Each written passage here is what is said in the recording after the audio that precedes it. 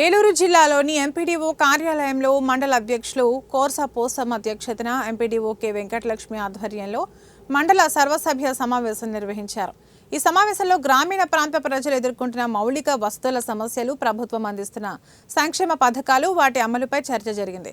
సమావేశంలో ప్రభుత్వం నుంచి వచ్చిన నిధులు, రుణాల వినియోగం, వాటి అవసరం వంటి అంశాలపై వివరాలు చెప్పడం జరిగింది.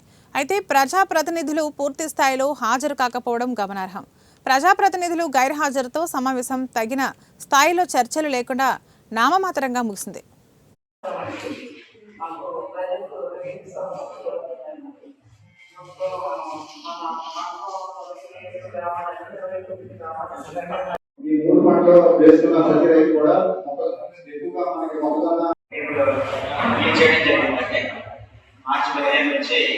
మార్చి ఎండింగ్ వరకు కూడా మనకి నెట్లో సెంటర్స్ జరగబోతూ ఉందండి.